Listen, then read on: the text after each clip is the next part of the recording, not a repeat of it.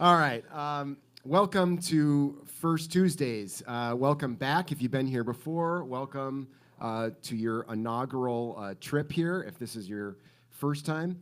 And we are, as those of you who've been here before can see, we have a little bit new format. We decided to get off the stage and come down here and just see what the vibe of the conversation is this way. So thank you all for being here and for going with it. I am Mick. I write for ProPublica, Illinois. And I am Ben Jarofsky, and I write for the Reader newspaper, and I have a radio show on WCPT 820. All right. And joining us, as you all know, is Cook County Board President and Cook County Democratic Party Chair. You're not supposed to say chairman anymore, are you? Chair. That's right. Yeah. And mayoral candidate Toni Preckwinkle.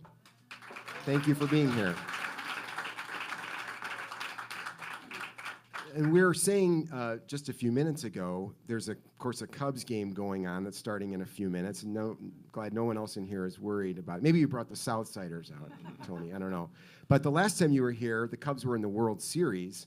And we managed to compete with that and have a great conversation then as well. So we'll dive right in. Ben, how long have you been covering Toni Preckwinkle?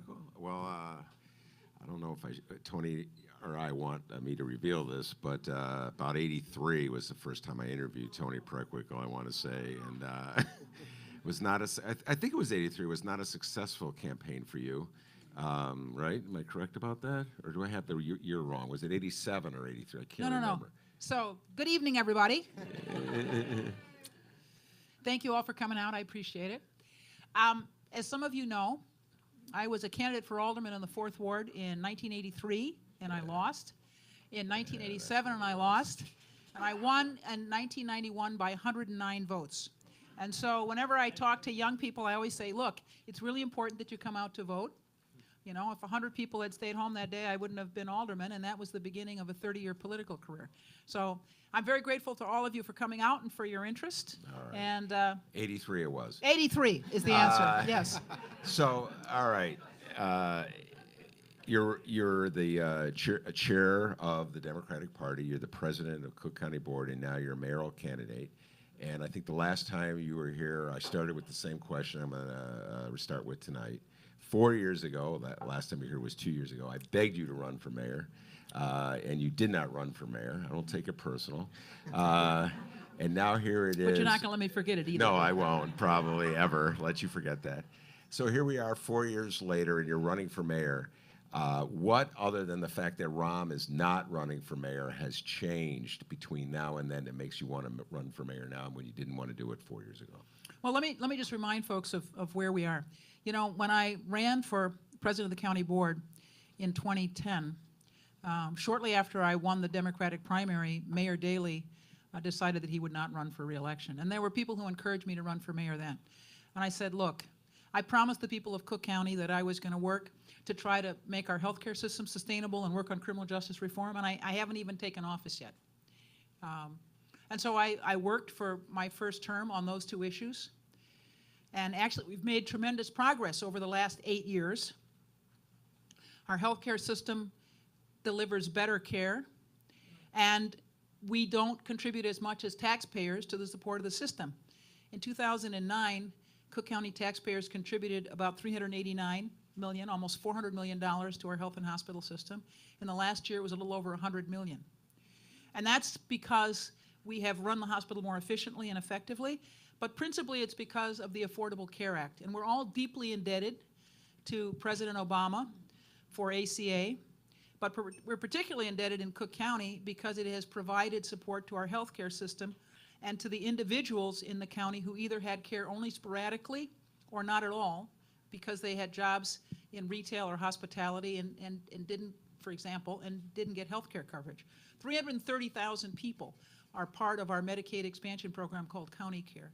And they get care not just in our health and hospitals, Stroger and Provident and our 16 clinics, but virtually every neighborhood-based, not-for-profit ambulatory care center is part of our network, all the safety net hospitals and all the academic hospitals. So people can get care not just in Cook County, hospitals and clinics, but virtually every other neighborhood-based clinic, FQHC, they call them federally qualified health clinics, places like, you know, Sinai and Jackson Park and South Shore, neighborhood hospital, St. Bernard's, but also Loyola and Northwestern and the University of Chicago.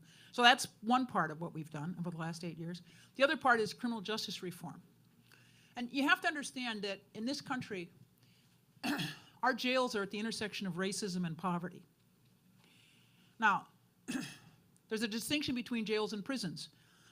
People who are in jail overwhelmingly are people accused of crimes but not convicted. So they're detainees. People in our prisons are incarcerated. They've been convicted of the crime of which they're accused. But our local jails are disproportionately peopled by African Americans and Latinos. So half the population of Cook County is African American and Latino. Half the population, 25% Latino, 25% African American. But, so that's 50%. But 86% of the people in our jail are black and brown. 86%. We were in bond court at the beginning of last week. Frank reminded me there were about 25 cases that came before the judge. 2 or 3 people out of those 25 were not African American. I think one was Latino and 2 were white. And they were overwhelmingly drug cases. Overwhelmingly drug cases. We've chosen in this country to deal with the epidemic of substance abuse in our criminal justice system rather than as a public health crisis. And of course, the hyper-policing of black and brown neighborhoods means that black and brown people are pushed in the criminal justice system because of their substance abuse, their addiction. Half the population of the county is in Chicago, but 80% of the people in our jail are from Chicago. So this is a crisis that's focused in black and brown neighborhoods and hyper-policing in those communities, and in the intersection of criminal justice and addiction. So those 2 challenges are the ones I wanted to address, and they're the ones that I've worked on for the last 8 years. We've had great success in improving the financial stability of our healthcare system and in the quality that we deliver. I'm grateful to Dr. Shannon and his team. On the criminal justice side, I want to acknowledge Amy Campanelli, who's our public defender who's here. Amy, stand up, come on.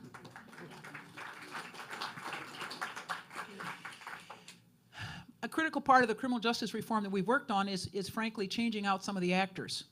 And so we're very grateful to Amy Campanelli and to Kim Fox, whom we worked very hard to elect, for their willingness both to work together and their commitment to the jobs that they hold. So, Okay, Toni, I'm going to jump in.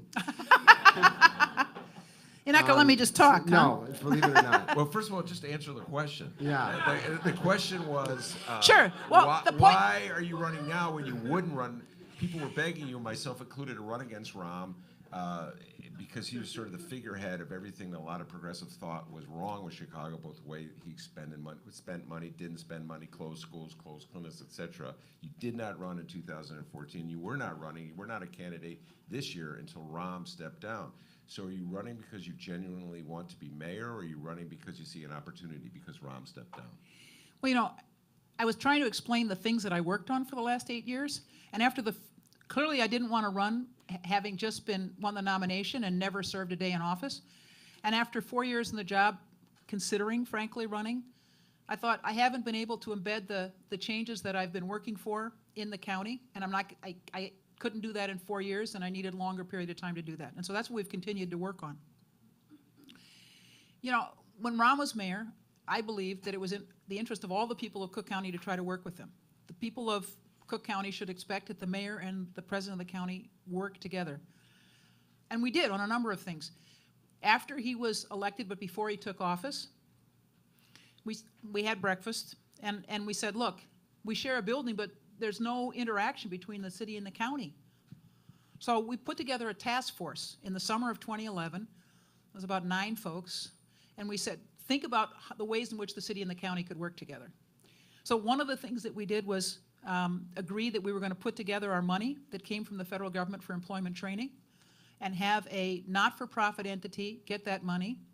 It's called the Chicago Cook Workforce Partnership, and it serves all the people of Cook County, because it didn't make sense to have one employment agency for the city and one for the county, because people work all over, right? It makes sense to have a unified entity that serves people across the county. So that's one thing. We now accept certification for minority business enterprises and women business enterprises across city and county lines. So if you're certified by the county, you're certified by the city and vice versa. You know, we share things like printing. So we do a lot of things together that we didn't do before. And that's a result of our efforts from the very beginning to cooperate. Now, it's also true that I've been quite public about my disagreements with the mayor. First and foremost about closing schools. I'm a teacher by profession. And I know that our schools are not simply educational institutions, they're community anchors. And so when you close a school, you very publicly withdraw resources from a community. And that can be devastating. It was devastating. And furthermore, if you looked at the research that the University of Chicago did, most of the kids went to nearby schools that performed just about the same as the schools that they left. So there wasn't a big improvement in performance. And it was a real challenge in terms of incorporating those new kids into the receiving school when we had been doing about 10 or 12 maybe school closures a year previously, and then all of a sudden we did 50. We just didn't have the capacity to do it right. Another thing that I frankly... Hold on one second. So on the closings, are you arguing that it was the way that Mayor Emanuel did them all at once, or was the fact in the closings themselves? Both. Because Daley was sort of doing in a more gradual stair-step fashion. I think it's both. Well, the school closures are complicated by the way in which we've allowed charter schools to locate in the city, right? Kelly High School on the southwest side, which I visited maybe a year or so ago, you know, a building from the 1920s, nothing special, but serving very well a community of Latinos and white ethnics. Just a lot of good work being done there. But CPS allowed a new charter school basically to be built across the street, brand new school, more, what do you call it, outdoor recreation area. So here you have a well-functioning neighborhood high school, and what's allowed is a charter school right across the street to draw from the same catchment area. So there was no attention paid to community dynamics or you know, what the impact of competition was going to be on neighborhood schools that were doing well. So the idea that we could close 50 schools was a bad idea because we didn't have the capacity to do it. And school closures themselves have been impacted by the policy decisions around where charters and to a lesser extent, contract schools get to be located. So what I'd say is closing schools should be the last resort. Because, you know, for a kid, you walk by a school that you used to attend and it's closed, and you walk to somebody else's neighborhood, you know, that's demoralizing every day. It sends a message, is what you're arguing. It sends a message that nobody cares about your community, you know? Or they're willing to kind of abandon you. Well, Ken Griffin, one of the mayor's and the current governor's biggest supporters, said he should have closed 50 more. And I'm paraphrasing. Maybe he said he should have closed 100 more. I don't remember. There is that well, God help me. out there. I'm on a different page than Ken Griffin, so. Will you not be asking him for a contribution for your campaign? I'm I'm actually not kidding. Where are the hedge fund people going to go? Are you going to reach out to the business community and the financial community? You know, my basic view, not being a wealthy person myself, is that I should try to get some support among as many different kinds of people as possible. For two reasons. One, you want people from all the constituencies in the city to be invested in you. And secondly, you don't want to owe too much to any particular constituency. So the best thing to do is to try to raise money everywhere. But I will tell you that Ken Griffin is not first on my list of places that I would go to to raise money. All right, Toni, so I'm going to try a third time.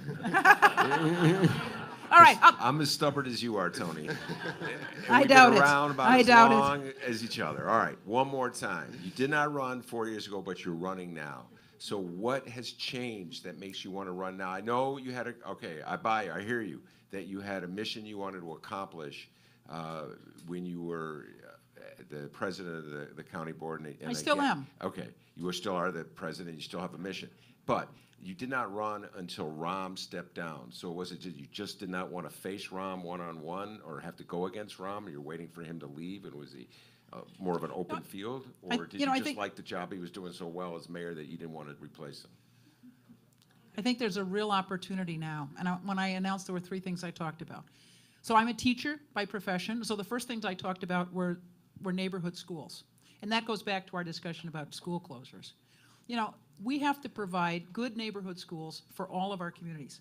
We have some parts of the city where there are excellent neighborhood schools, and other parts of the city where the schools are either closed or they're very poorly performing.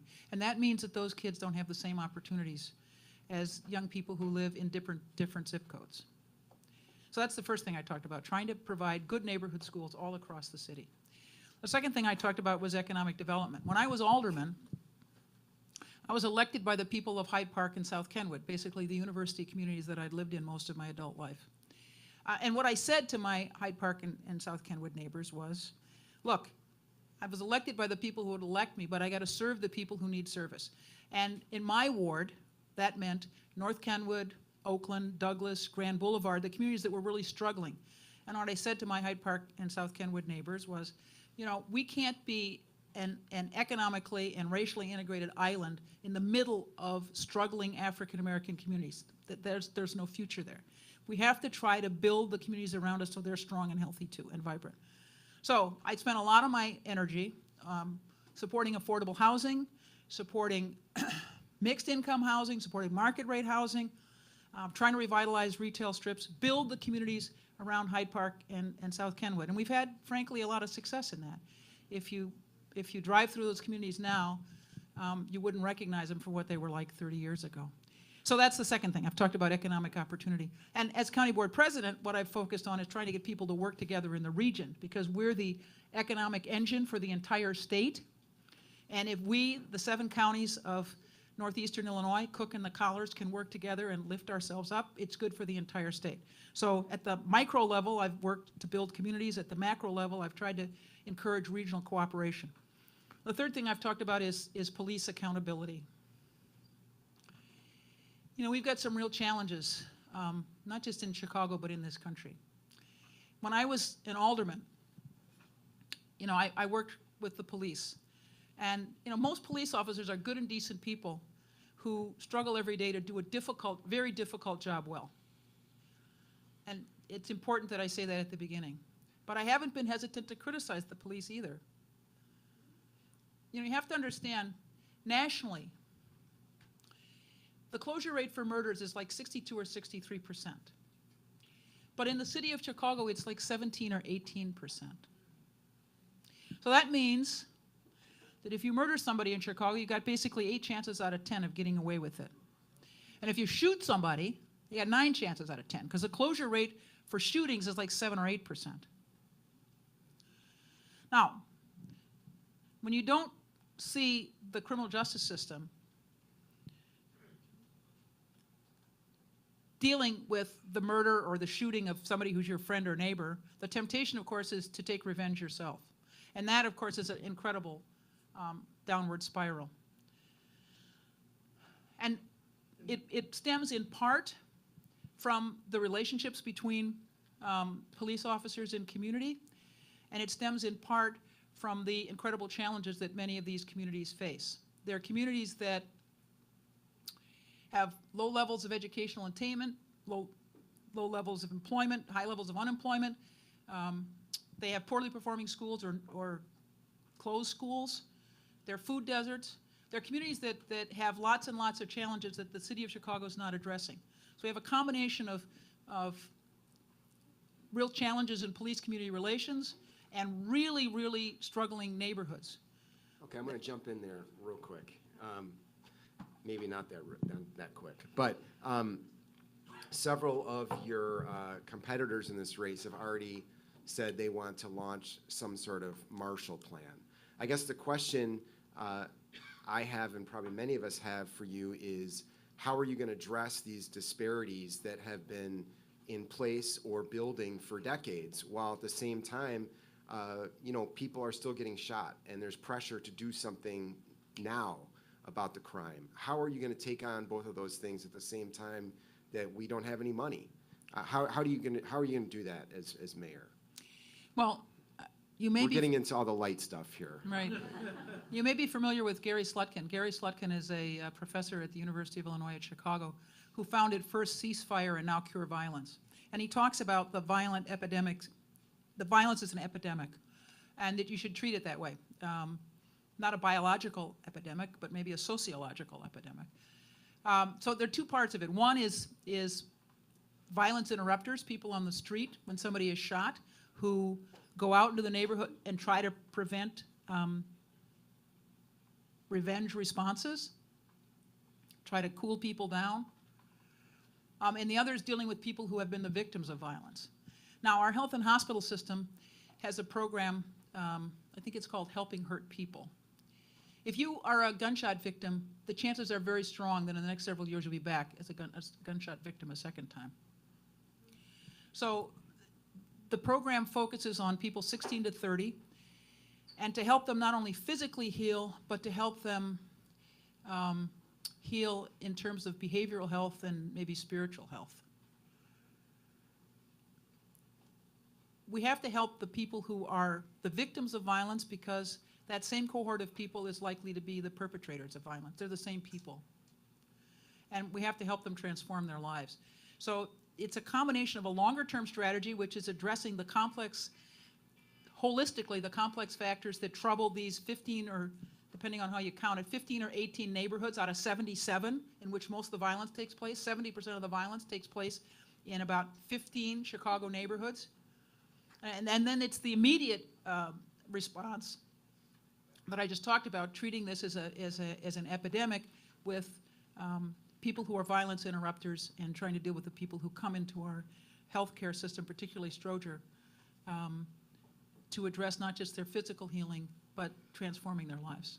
Would you have the backing of the police department as you pursue this? And I asked that question because, as probably many people heard, last week, Gary McCarthy, the former superintendent, now mayoral candidate himself, basically said that you and your policies of criminal justice reform are responsible for, I think the term he used was the wholesale slaughter of African Americans in Chicago.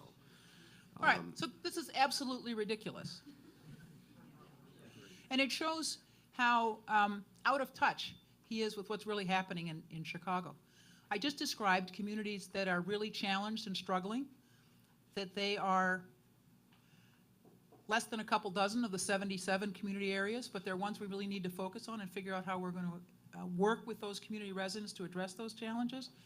And I also talked about the kinds of things that we need to do with the victims of gun violence, who, again, are in the same pool of people who are likely to be the perpetrators. So the notion that our efforts in bond court to try to be sure that people who are accused of drug offenses don't spend time between their arrest and the disposition of their case in jail, and instead can be out in the community, going to work, going to school, whatever, as people who have money in the past could pay their bond and be out, that has anything to do with the violence on the street is ridiculous. And as I said, shows how out of touch he is. All right, let's go back to, I'm going to pick up on a point. I'm going to drop the point about Rahm, all right? Just officially saying that right now. I'm not going to ask you that. 0 for 3 on that one, Toni Preckwinkle. All right, I'm going to go back to the point that Mick was raising, which is how we're going to pay for all this. This is a very popular topic everywhere. So I asked this of all the mayoral candidates. How will you find the money, raise the money? What tax will you turn to pay for the many programs that Chicago needs? And the pension obligations we have, right? The ballooning pension obligations. Well, let me start with some of the things that people have shared with me over the last couple of weeks. And let me just say, if you're going to be an effective leader, you got to talk to as many people as possible. As I said earlier, touch as many of the constituencies that are represented in our city as possible. So people have come to me with ideas about the challenges that we face fiscally in the city of Chicago. And so let me share some of those ideas with you, but rest assured that I'm going to talk to lots of other people about this and hope for their input and ideas on how we can make city government more effective and efficient. So the first is TIF reform. Now, Wait a second. You still here, Ben? I'm really listening, Tony. good, I thought you'd like this. Well, right. let's hear what you have to say, then I'll let All you right. know. So what I've heard is that roughly 30% of the parcels in the city of Chicago are in a TIF district, and it's about a third of our property tax revenues. And it's a little bit more than the parcel numbers because much of the downtown, which is our most valuable property, is in one TIF or another. Now, tax increment financing districts are supposed to be vehicles for jump-starting economic development. You know, they set them at the property tax contribution that's being made by this geographic area, and then they say, okay, for the next 21 or 23 years, if there is growth, if there's new development, the increment above that present level goes into the TIF fund. So it's not all the money, it's just the increment. Now, if you have a lot of vacant land, it's a tremendous amount of money. If it's pretty built up and you're just adding things here and there, it's not quite so much. But in any case, that's what TIFs are.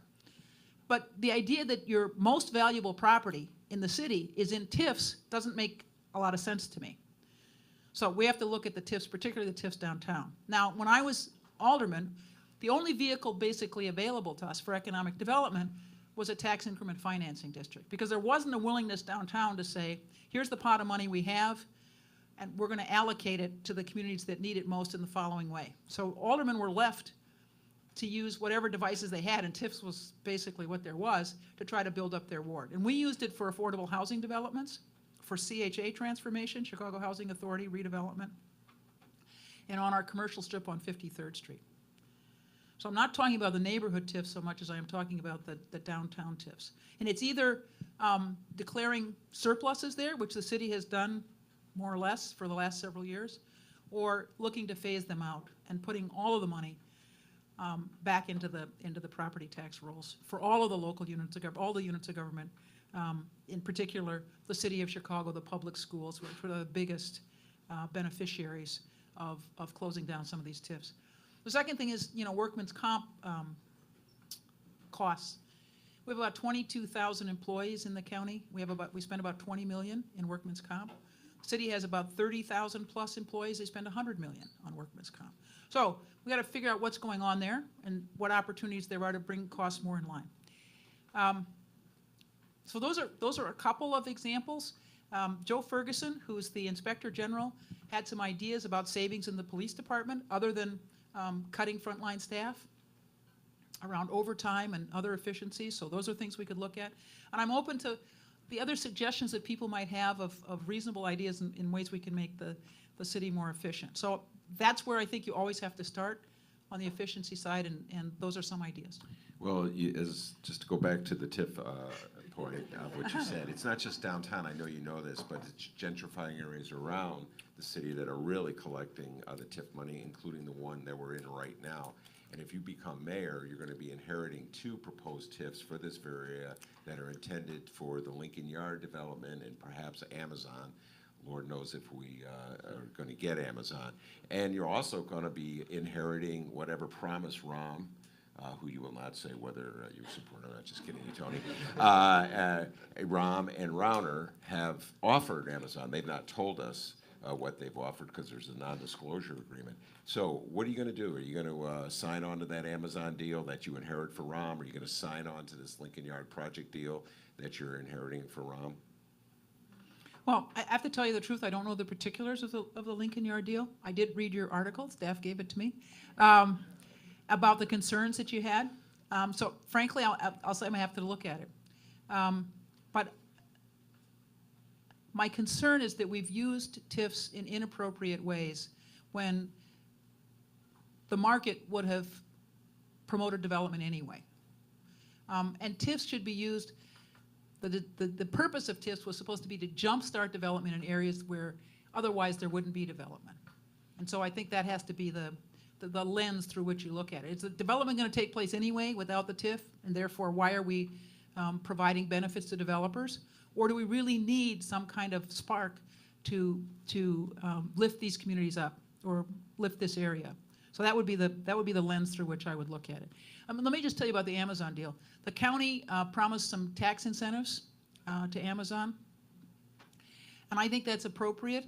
You know, this is an opportunity to get 50,000 jobs. And it's not just the 50,000 jobs at Amazon, it's all the ancillary jobs that might come as well. Now, and Amazon, conveniently, just recently announced that they were raising their minimum wage to $15 an hour for all of their workers. You know, I think that's smart on their part. Wherever they go, that's a good idea. But we should be encouraging businesses, especially if we're looking at providing them with incentives, to be sure that they pay their workers well, which is why I support the $15 an hour campaign across the board. See that they pay their workers well, and if they're doing developments, we have to be sure that they are providing affordable housing and other public amenities if they're going to get public support. Why would we give them tax incentives? This is the most profitable company in the world at the moment, or at least one of them. And part of the criticism you and others, and certainly Ben has had through the years about the TIF program, is some of the abuses we had there with giving subsidies out of the TIF pot to companies that came into Chicago that, on the face of it, didn't seem to need it. They were incredibly profitable even without the TIF subsidies. Where does this end, where we're paying companies that are already making billions of dollars to come here and make more money?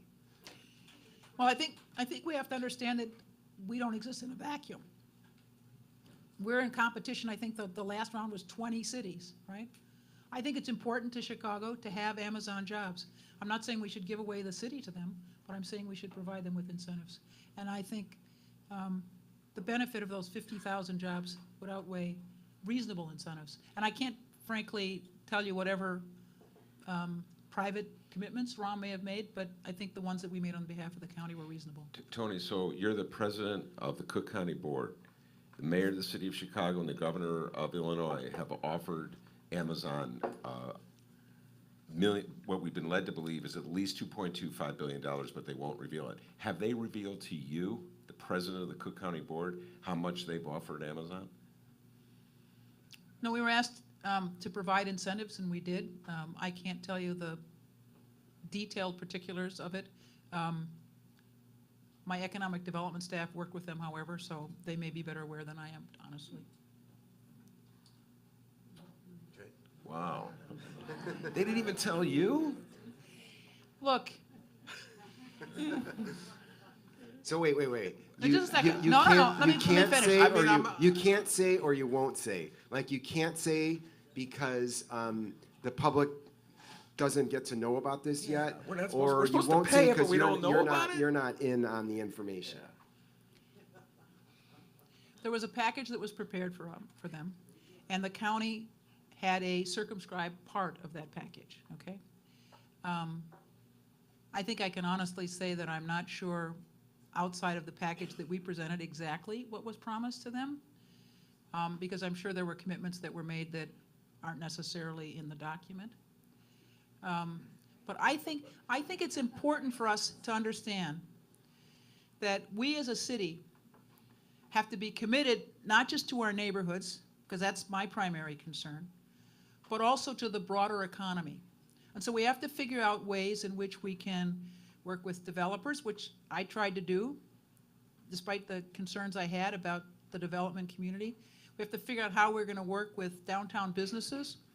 We have to figure out how we're going to work with prospective entrants into our marketplace to make the city as attractive as we can for business development and growth.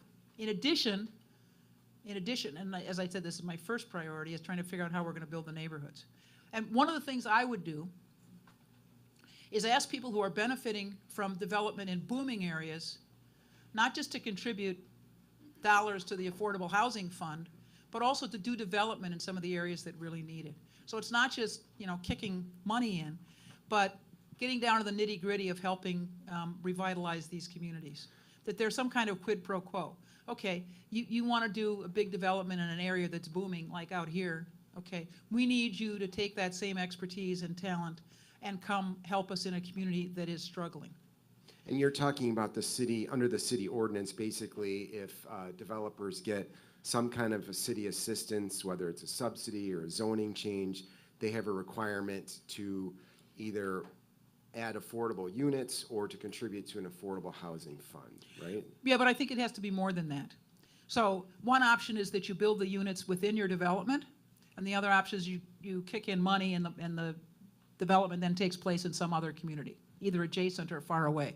No, I think the mayor of the city of Chicago has to arm twist people in the development community, because it's not good enough that they just contribute dollars into a fund for affordable housing units elsewhere, or they build a few affordable housing units in the big developments that they're doing. They've got to help us build the city as a whole. And that's what I would try to do when I was mayor. You know, you have to use your position as a bully pulpit sometimes. And there are a lot of people who want to do development in Chicago in our neighborhoods that are thriving. And you've got to engage them in the neighborhoods that aren't thriving. Now, I'm trying to think back. I believe you were one of the authors of the affordable housing ordinance, right? And wasn't that a compromise that was forged before you left the, I want to say, before you left the city council? That was a compromise piece of legislation that you and Billy Ocasio forged with the Daley administration, right? When you guys were pushing for more affordable housing. Yeah, I think I was sponsor of 2 or 3 affordable housing ordinances. Our goal, and I'm grateful to Alderman Ocasio, among others, for sticking with this for so long. Our goal was to try to push the city to ratchet up its commitment to affordable housing. And as I recall, as I said, there were 2 or 3 affordable housing and jobs ordinances that we pushed in the course of the 20 years that I was in the city council. There are parts of the city that are thriving and are going to thrive no matter what. We've got to figure out how we can get resources into those communities that will not have any developer interest without a push or a prod from the mayor's office.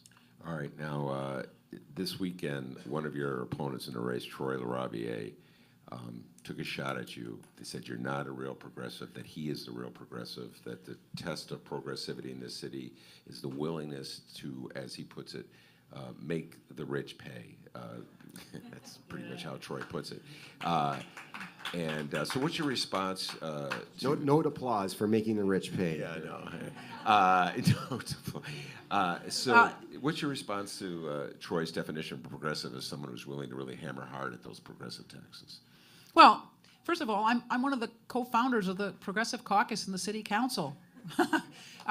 Secondly, I spent my entire political career working on affordable housing developments, mixed income developments, market rate developments to revitalize struggling communities. I think that's a good definition of a progressive. I've also been quite outspoken on police accountability issues. So, you know, if you're trying to build struggling neighborhoods through housing development, or particularly affordable housing development, if you're trying to improve commercial strips in neighborhoods, if you're willing to hold the police accountable, I think that's a pretty decent progressive agenda.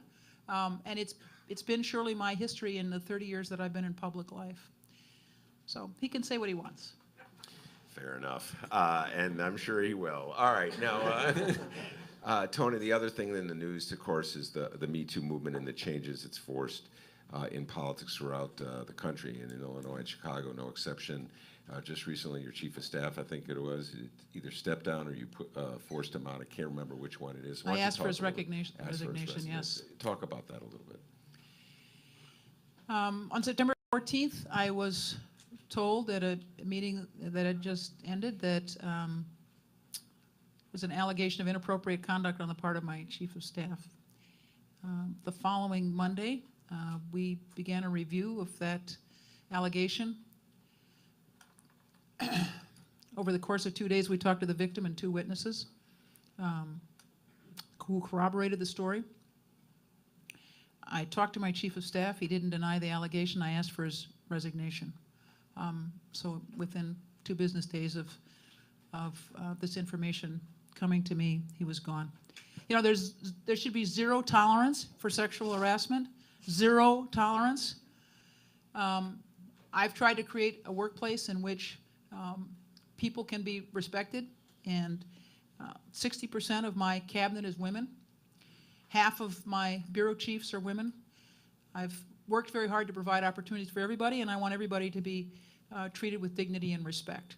And the day after I asked for my Chief of Staff's resignation, I sent a memorandum to all of my staff, offices under the President, reiterating the fact that we had zero tolerance for sexual harassment and telling people that they should report any incident that they experienced or they saw to one of 5 county entities. I have zero tolerance for sexual harassment. So the timing of this wasn't at all linked to your mayoral bid, the announcement of your mayoral bid? This wasn't cleaning up house before you got the campaign started?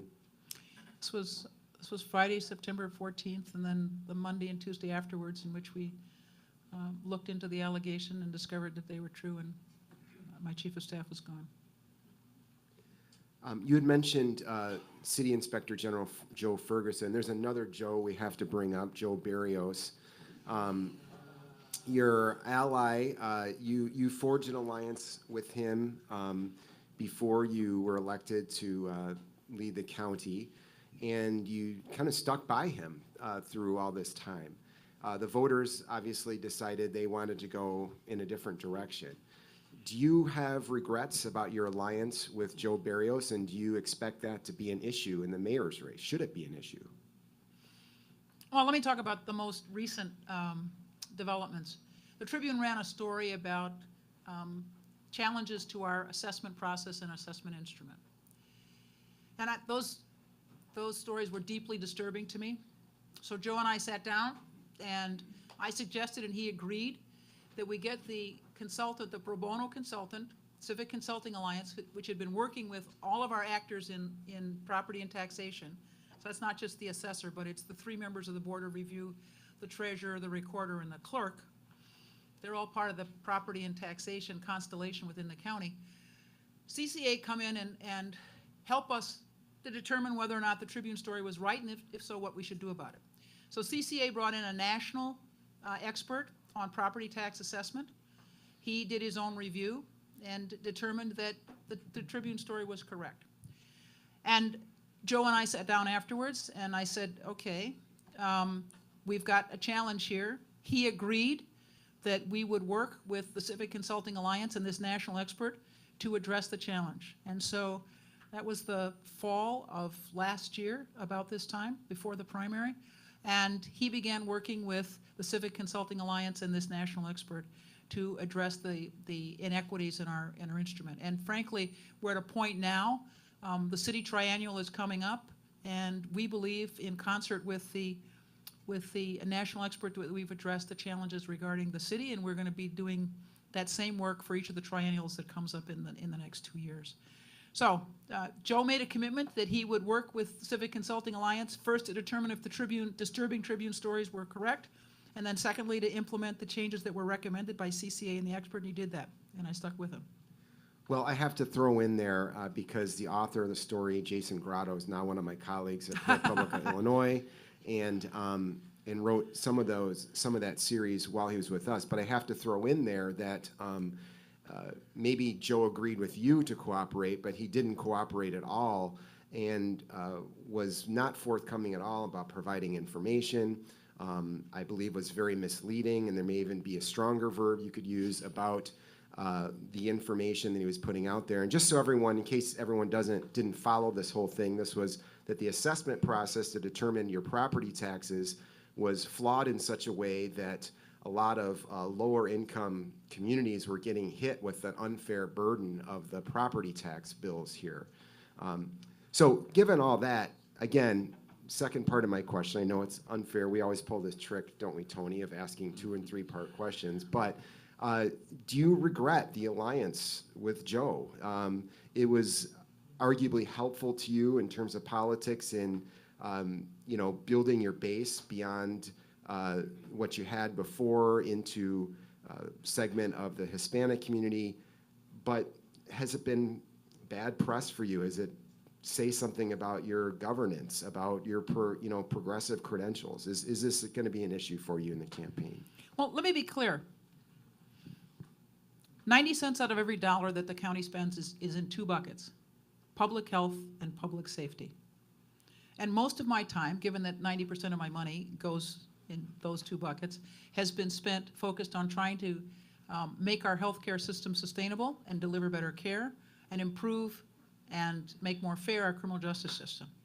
The county has 11 separately elected officials, each of which who is responsible for their own bailiwick. And when the story came out in the Tribune, I suppose I could have said, the assessor is a separate office, I don't have anything to do with this, which in some sense is true. However, it was clearly a reflection on the county as a whole. So when I talked to Joe, I said, look, we have to address this. And that's when we asked for help from the CCA. And as I said, they brought in this national consultant. And when the consultants recommended a certain course of action, that's the course of action that we pursued. And given the fact that Joe had agreed both to the independent assessment of what we were doing, evaluation is a better word, evaluation of what we were doing, and committed to implement any recommendations that the folks came up with and has, I stuck with it.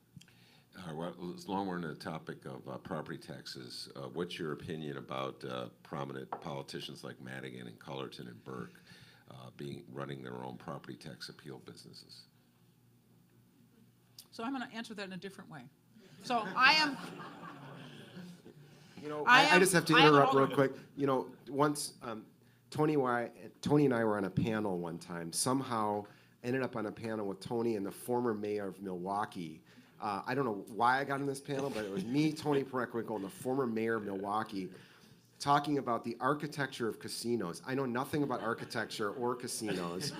And I remember, Toni, when we were walking out to the panel, it was at Chicago Theater, no less, you basically gave me a good piece of advice. You said, just remember, you can always answer with what you know, regardless of what they ask. So, that said, I was elected alderman in 1991. I have never done anything else other than work full-time for the people of the city of Chicago and now the people of Cook County. I think it's inappropriate for people who hold public office to have other jobs. I think if you're an elected official, you should serve the people who elected you and do the job that you were elected to do. So I have been a full-time alderman. I'm a full-time county board president. I don't do anything else. And that's, I think, appropriate. You run the county Democratic Party. That is something else. And all But I don't get paid to do it. It's not like anybody's giving me any money to do this. Years ago, I called a committeeman on the Northwest side, and I was asking him about the power of a party leader, a ward committeeman, and he said, "Forget about it. You want it? Come on out. I'll give it to you." So that's your point. But seriously, a lot of people have, or at least some people have said, would she get too much power? You would be the first person since the original Boss Daley to be both mayor and the county Democratic Party leader. Well, I don't know. Was Richard J. Daley criticized as having too much power when he was mayor and chairman of the party? Is this a criticism of black women, or it doesn't apply to white men, or what? Was that a wink or a twitch in your eye as you were trying to say that? That was a wink. Not bad, Toni, not bad. All right, I have a ton of questions I could ask Toni, but she's had enough of me, and she wants to hear from you. So questions from the audience. We're going to start with Maya. So you promised me the first question, but I actually have two after listening to all of this. A hard and a soft question, so your choice which one you want first. I'm a reporter at the Chicago Reader with Ben.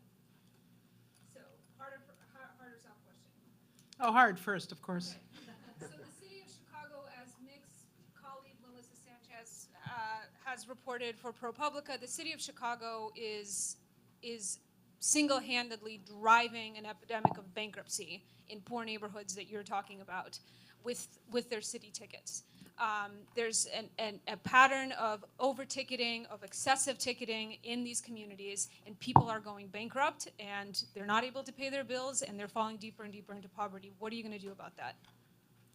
Well, I think I intimated that I think the criminal justice system disproportionately impacts African Americans and Latinos, and this is an example. I've seen some of the stories about who gets ticketed, and it's basically people in poor African American and Latino neighborhoods. That's disproportionately where the tickets go. And it's surely something that I would try to address as mayor of the city of Chicago.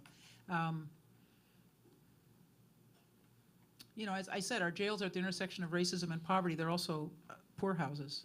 And people get involved in the criminal justice system for things like not paying their traffic tickets, not paying their child support. I mean, it's profoundly discouraging and something I would try to address, yes. Okay, and then my second question is, if you are elected mayor of Chicago, what, if anything, would you do differently in terms of the relationship between the city and the county? You have been on both sides of the equation. What would you like to change about the way that the city and the county interact and relate to one another? Well, let me give a perfect example. One of the things I was critical of was the closing of mental health clinics. The city closed 6 mental health clinics as a way to save money. But it doesn't save money. It shifts costs.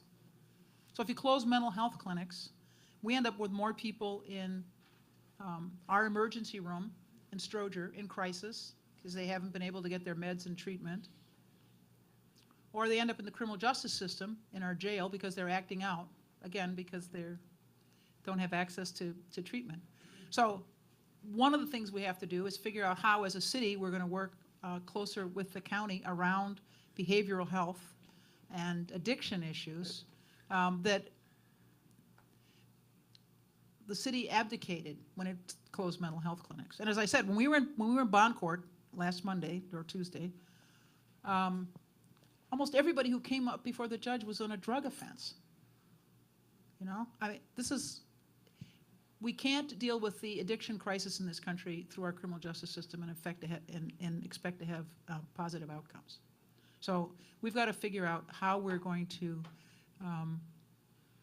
be sure that treatment is available to everybody, and that we now have actually at the health system's instigation triage centers, one in Roseland and one on the west side. And the police are encouraged to bring people who are in crisis to the triage center rather than to the emergency room at Stroger or to the jail when they're acting out. And we need more of those around the city as a way of, and we have to have a different approach to addiction. We can't just say that we're going to address this in our criminal justice system. We have to have a public health response to it, a more robust public health response, and we have to work as a city with the health and hospital system to do that. Well, I have to ask, the great Mays Jackson is in the room. What does he have to say? What's going on, Mays? Hi. Thank you for the opportunity, and hello, Madam President. Hello, Mays. How are you? So at the Cook County Health and Hospital Systems, there is currently almost less than 1% Black participation. We also noticed that you have provided a tremendous amount of waivers as it relates to Black participation at the county. What can Black people expect with you as the mayor of the city of Chicago? As I like to say on the morning show, what's in it for the Black people with Toni Preckwinkle? All right, the first thing you have to understand is that the health and hospital system has an independent governing board, and it's not something that the president directly controls. Actually, in 2006 or so, 2007? It was the budget deal which suffered in. Right, was it 2007? All right, in 2000. In 2007, when Todd Stroger was president of the Cook County Board, the health and hospital system was in terrible financial trouble. And basically what was extracted from then President Todd Stroger in order to get the federal and state support that was needed to keep the hospital system afloat was an independent governance. In other words, separation of the president's office, which previously ran the health and hospital system, with an independent governing board that was responsible for the operation of the health and hospital system. So while I'm responsible for the budget of the entire county, there's an independent governing board that's responsible as an intermediary for the operations of the health and hospital system. Not to get too deep in the weeds here, but they have a group purchasing organization, a GPO, where they get much of their supplies and equipment. And what we've done, as we've understood that they have not met the MBE and WB requirements that we apply in the rest of the county, is try to work with the GPO to increase the number of African American, Latino, and women vendors who are part of their pool in this group purchasing organization so that the hospital has an opportunity to up its numbers. But this is an area of concern for me, but it's not an area over which I have direct control. So we are working with both the hospital and the GPO to try to increase the pool of people who are part of that entity and therefore available as vendors to the health and hospital system.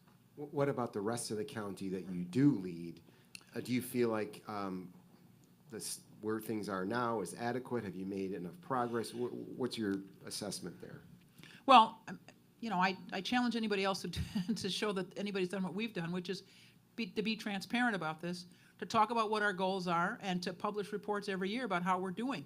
So you can look online and see how we're doing on MBE participation, that is minority business enterprise participation, WBE participation, women's business enterprise participation. We've done a lot better than when I started. We've got more work to do. But I think the fact that we're both transparent about where we are and we're continuing to push is a good sign. You know, in the county, outside of the hospital system, I think we're doing pretty well. President Preckwinkle, this is a two-part question. Okay. If you were mayor, would you get Chicago out of the pay-to-park deal? And also, if you were mayor, what would you do about the many food deserts that are in the city? How would you combat that? All right, so patting myself on the back, there were 5 votes against the parking meter deal. 5 out of Yes, 50? there were 5, and this is a trivia question. Every 6 months, Ben and I ask each other, It's a sign of do you still civility. remember who the 5 Do no it, votes Toni. were? Toni All right. Preckwinkle, can you name the remember 5? So it's Toni Preckwinkle, 1. Billy Ocasio, That's 2. That's a hard Leslie one. Hairston, 3. Ray Colon, and Scott Wagisbeck. All right. The big 5. And let's not forget the 5 profiles in Courage who didn't vote at all. Moving on. They're still hiding under a table somewhere. I have to look at it. I have asked previously, and apparently the lawyers who drafted this on behalf of the buyers were very, very clever. And I don't know if it's possible, frankly, for the city to buy back our streets. But I think that would be an appropriate thing to try to do. But you have to understand that we gave them this deal for like 99 years, and in 20 years they're gonna recoup their investment, and so that means for 79 years they just make profit. It was, the money was not invested in any long-term instruments or anything like that. We spent it in like 2 or 3 years. I mean, it was just disgraceful. I mean, I don't know how to say it any other way. Food deserts was Frank's second question. Food deserts. Well, Because Mayor Emanuel has made a big deal of this. He's announced that he's done all this work to address food deserts. Has there been enough done? What else would you be able to do? well, I don't think you can address food deserts with Whole Foods. I mean, I think you have to, because it's, you know, we have to have real grocery stores in our neighborhoods, and so that means going to those folks who provide real grocery stores and providing them both with inducements and incentives and arm twisting to get them to come into more of our neighborhoods. You know, it's very detrimental to public health to live in a food desert. It's not just about the convenience of going to your grocery store. It has impacts in terms of public health as well. So. How were, just real quickly following up on that, how, when you were alderman of the 4th Ward, were you able to, what was the argument you made to companies to come in? Because certainly the first part of your tenure, much of the 4th Ward was written off. And lots of public housing, which at that time was seen as a great detriment to this kind of investment. How did you make a pitch? Well, there are 2 things. One, I promised that I'd work with them and help them every way I could, that I would be their champion. And for developers, I think that's a real plus, that the local elected official is going to champion their cause. And the other thing we did was, you know, try to make the intellectual argument about aggregate income as opposed to median income, right? There are lots of people, they may not make as much as you usually like your customers to make, but there's so many of them that they have all this, you know, collective disposable income that you can make it here. The example I would give is The University of Chicago bought a shopping center at 55th and Lake Park, and they were trying to attract national tenants.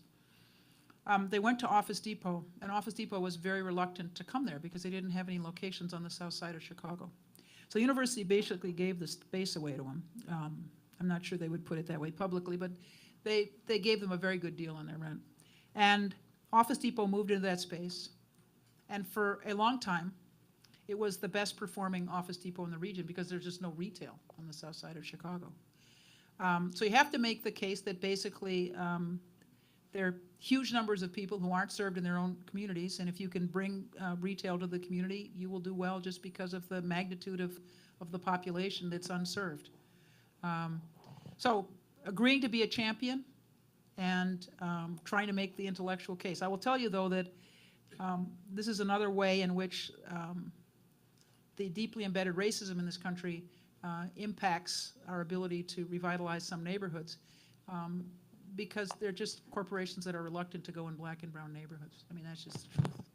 So.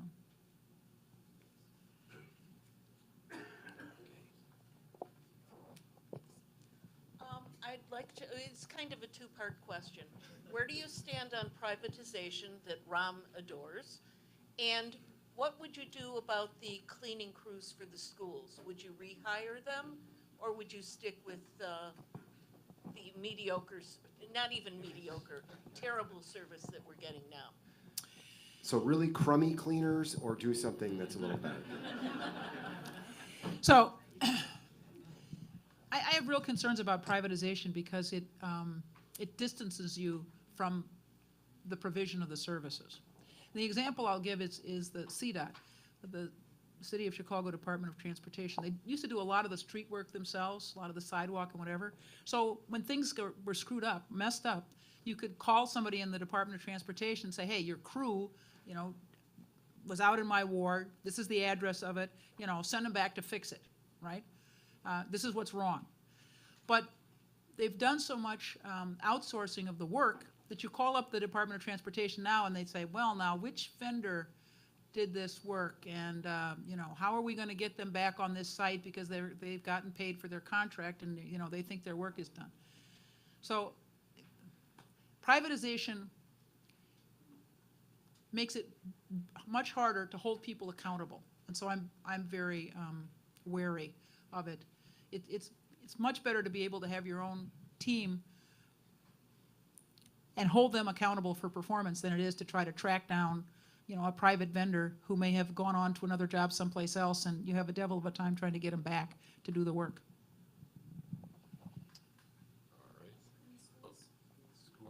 Schools. No, cleaning contract?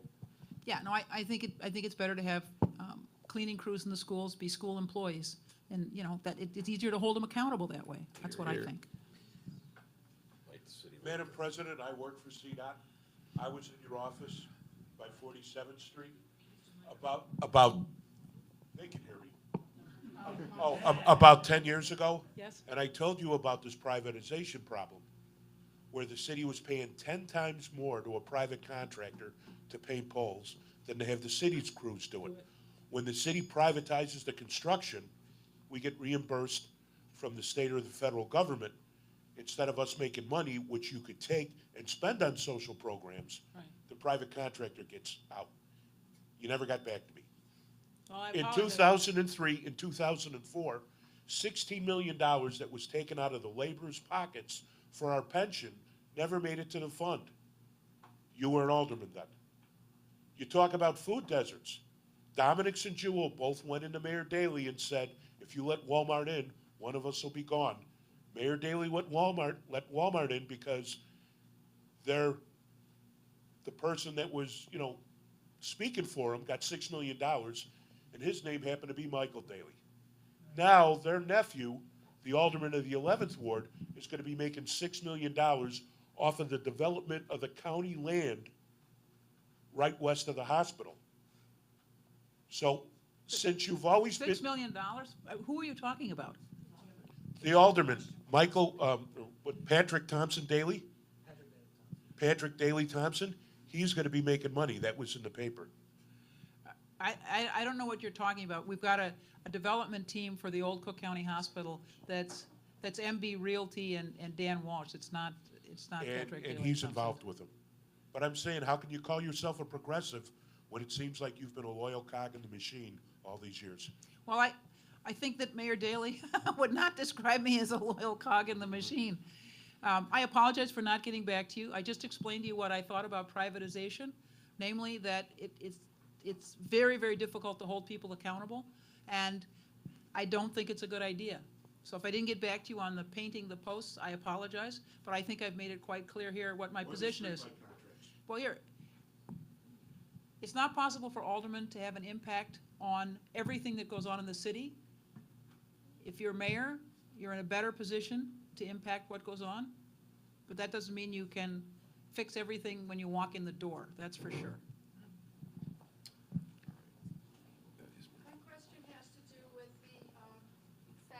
My question has to do with the fact that we in Chicago have the Chicago Mercantile Exchange and the Chicago Board of Options Exchange. And I'd like to know your position in terms of taxing those traders, because they are very, very well-to-do. They live, some of them live in Chicago, some of them live in Lake Bluff, Kenilworth, and all the other surrounding suburbs. What is your position in terms of taxing commodity trading? Which has become a real issue among a lot of other progressives. A lot of other people describe them as progressive. This is front and center, what they would say is the best way to raise revenue here. Going into office, the first thing I'm going to focus on is trying to be more efficient and looking for ways in which we're either not spending money appropriately or wasting money. Frankly, looking at the revenue side, I hesitate to make any commitments. And one of the challenges with the idea that you've suggested is that a lot of this work now is computer. We used to have, open outcry at these, at the Board of Options Exchange and other appropriate, and Globex, okay? And now it's all done on computers. People sit at a computer screen and do this. And they could sit at a computer screen and do that anywhere. And so I'm hesitant to suggest doing things that increase transaction costs for fear that it just drives the business elsewhere. And, well, I said I'm hesitant, so, that's my first response, okay?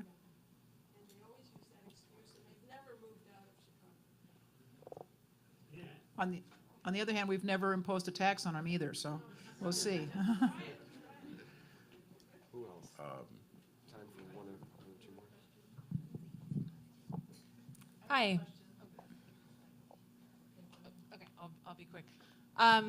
I live by the 45th Ward, and we've been fighting with our neighbors for an affordable housing development that we finally got through City Council. So my question is about, it's not funded yet, a mixed income affordable housing development that's fully accessible to people with disabilities in the 45th Ward. So I know you've done a lot on affordable housing over the years. So my question is, you've touched on it a little bit tonight, but can you talk about, give us more ideas on what you would do on affordable housing kind of overall as mayor?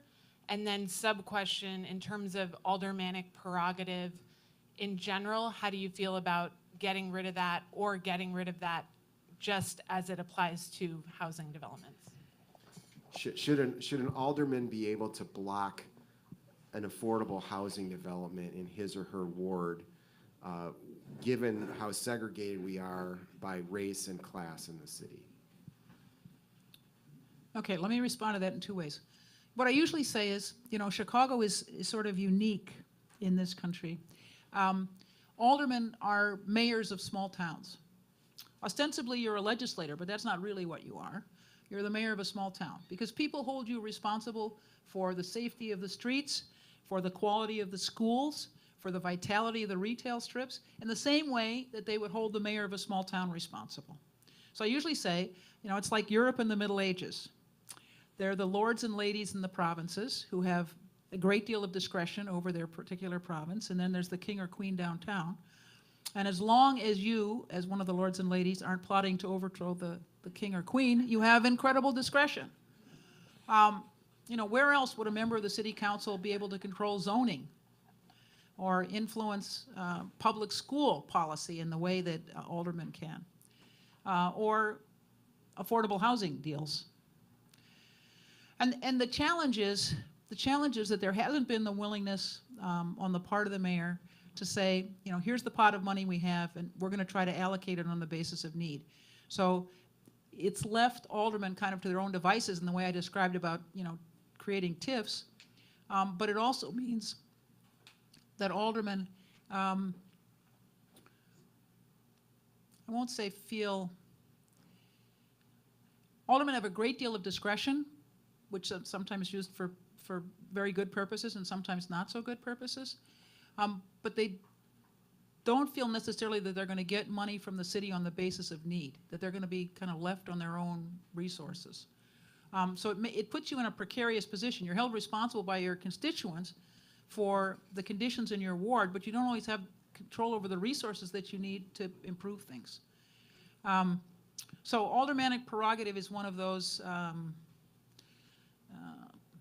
things that's embedded in the system that is very hard to address. You know, I believe in affordable housing, and I believe that we should have affordable housing across the city.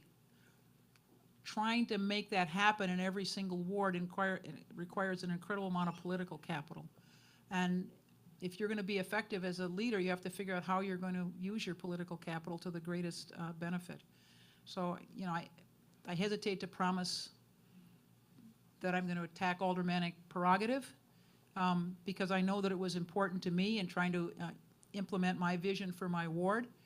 And I don't want to be in a position where I'm challenging aldermen who are closer to their constituents than I will be about what they think is best for their ward. So this is a real difficulty, because I believe in affordable housing, and I was always a very strong advocate for it in my own ward.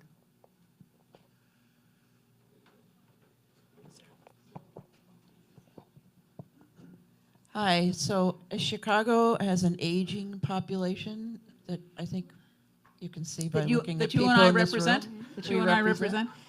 And that doesn't seem to be a concerted effort in the city. In fact, it might, the services for the aged and the aging population have diminished really in the past 4 or 5 years.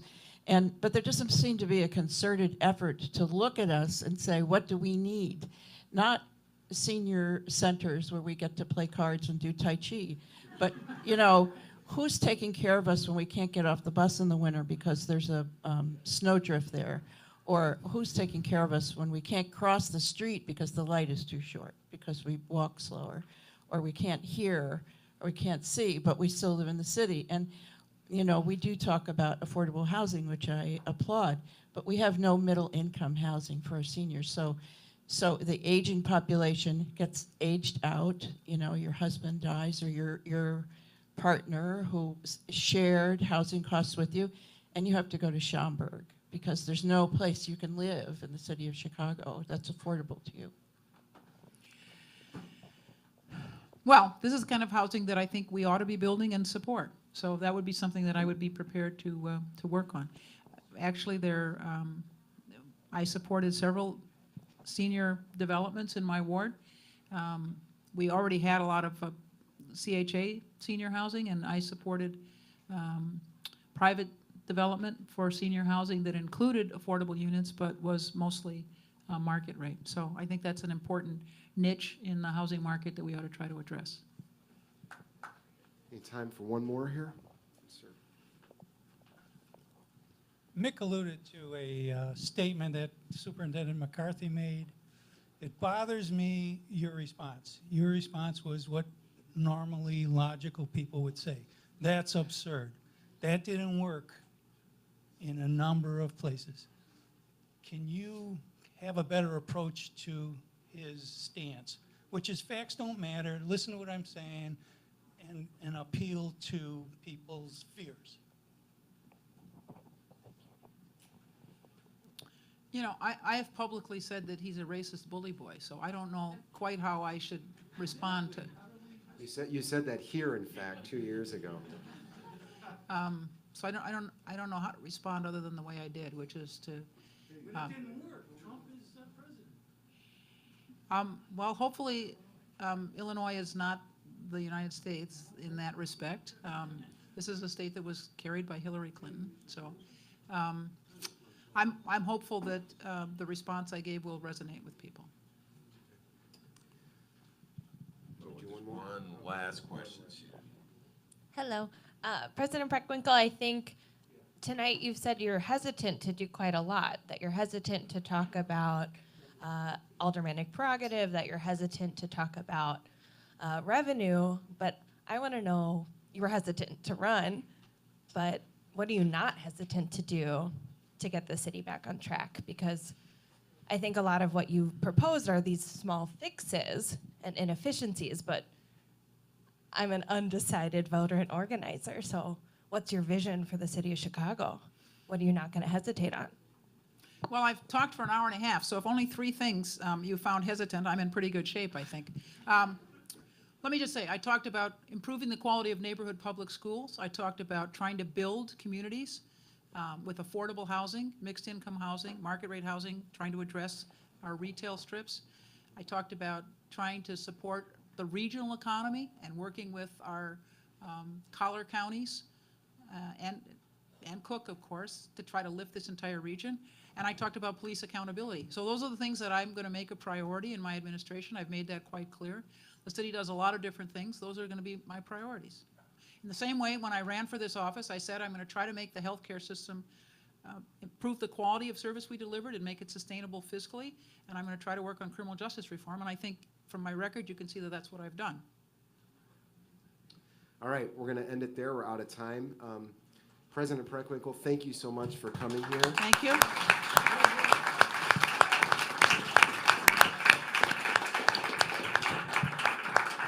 Thank you for taking all of our questions. As everybody knows, this is an unscripted affair, so we appreciate it.